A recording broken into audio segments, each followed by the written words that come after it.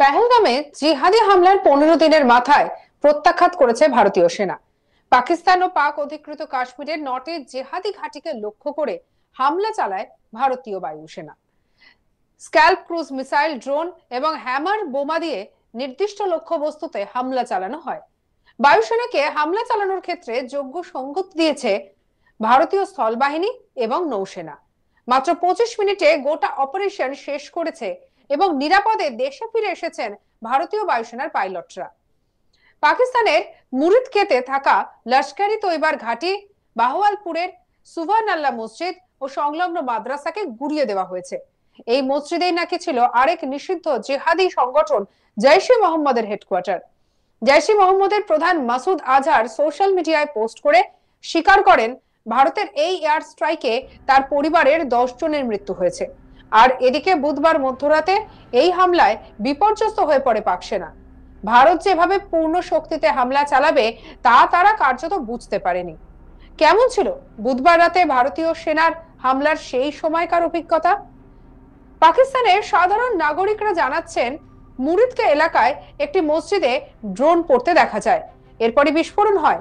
রাত 1:45 নাগাদ আমরা শুয়েছিলাম, একটা ড্রোন এলো, ওটার উচ্চতা বেশি ছিল। এরপর আরো 3টি ড্রোন এলো, ওই 3টি ড্রোন মসজিদে হামলা করে। পাকিস্তানের আরেকজন জানান, মানুষ খুবই আতঙ্কিত হয়ে পড়েন, বাড়ি থেকে বের হয়ে মাঠে চলে যান সবাই। কি বলছেন ওই নাগরিক, শুনবো। तो 12:45 का टाइम था, तो हम सोए हुए थे। एक ड्रोन आया और सीधा वो उसकी थोड़ी सी हाइट ऊपर थी।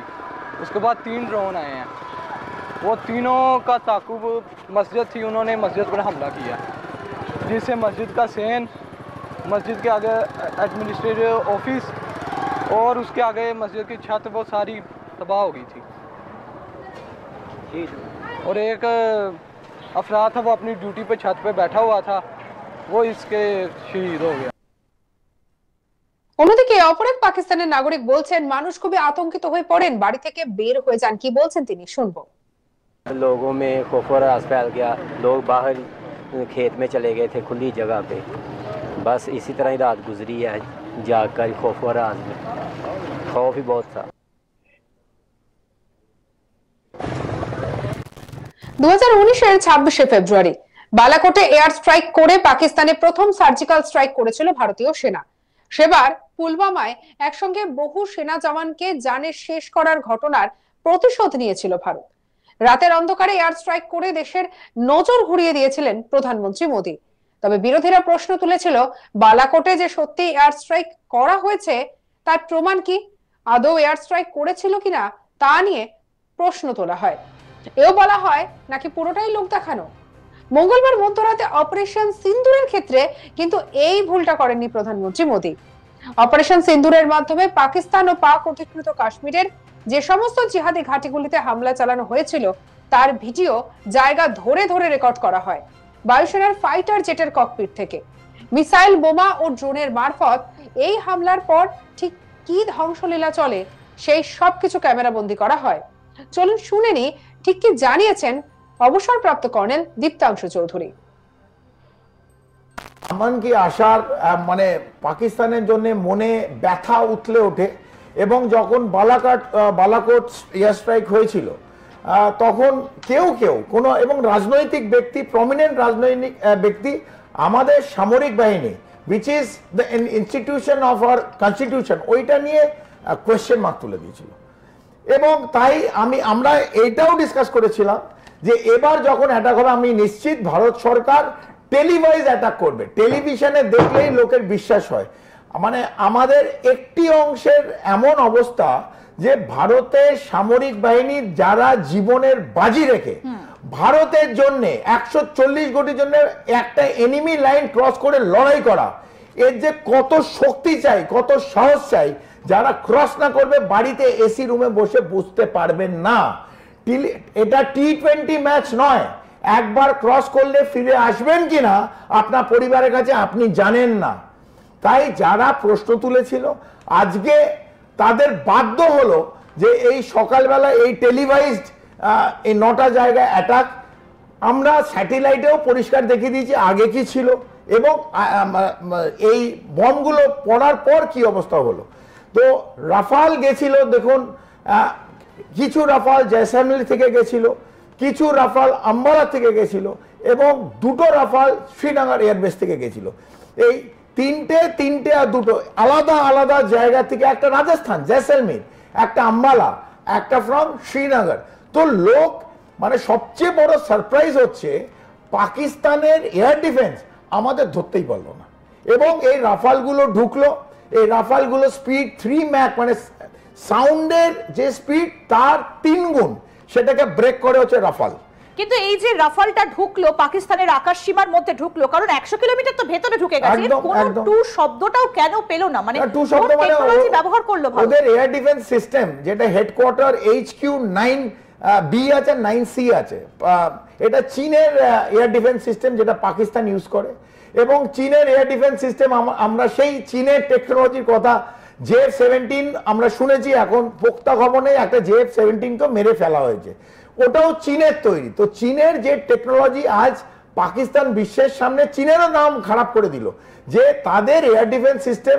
আমাদের রাফাল ঢুকলো, আমাদের পাইলট, আমরা বারবার বলেছি আমাদের এয়ার সুপিরিয়রিটি শুধু মেশিন দিয়ে হয় না, the man behind the machine, যে পাইলট, যে টেকনোলজিক্যালি অ্যাডভান্স এয়ারক্রাফট এবং তার সঙ্গে পাকিস্তানের failure of the complete air defence system, complete failure of air defence system. একদম ডিপ ইনসাইড 100 কিলোমিটার ঢুকে সে টার্গেট শেষ করে ধুলোর সঙ্গে মিশে সে ফিরে এলো। So it's a huge feat for India today. আর তার জন্য আমরা উল্লাস করছি, 140 কোটি ভারতবাসী উল্লাস করছি। তবে পাকিস্তান যদি ভাবে যে এর প্রত্যাঘাত পাকিস্তান আমাদের সাধারণ নাগরিকের ওপর করবে অথবা কোনো শহরে করবে, তো আমার মনে হয় দুঃসাহস না দেখানো উচিত। কারণ কিন্তু কোথায় করবে প্রশ্নটা এখানে নয়, কারণ পাকিস্তানে ভারত কোথায় অ্যাটাক করেছে? জঙ্গি ঘাঁটিগুলোকে বেছে বেছে সেই জায়গাগুলোকে নষ্ট করেছে। ভারতে তো এরকম নেই কিছু। একদম আপনি ঠিক বলেছেন, আমাদের টার্গেটই ছিল যেখান থেকে ভয় এবং নাশকতার উৎপত্তি হয় এবং যেখানে পুরো বিশ্বে পাকিস্তান এই ভয়টা বিক্রি করে। এবং এই যে টেরর প্যাডসগুলো, লঞ্চ প্যাডগুলো ছিল অথবা টেরর হেডকোয়ার্টার, এই জৈশ-এ মোহাম্মদ, লস্করে তয়বা, এদের যে হেডকোয়ার্টার মুরিদকে অথবা ভাওয়ালপুর, এই হেডকোয়ার্টারগুলো আমরা ভেঙে দেওয়া হচ্ছে। এবার অনেকে প্রশ্ন করবে এর মধ্যে কি কোনো জঙ্গি ছিল, এই জঙ্গিরা কি করত? আমাদের জঙ্গি মারা হলো কি না এটা আমরা বার্তা দিয়েছি যে যেখানে যেখানে টেররিস্টের হেডকোয়ার্টার থাকবে, যেখানে যেখানে লঞ্চ প্যাডের ট্রেনিং দেবে, সেগুলো ভারতের নজর আছে। এটা আপনি ভাববেন না, দর্শকও যেন না ভাবে এটা 12 দিন 13 দিনের ঘটনা।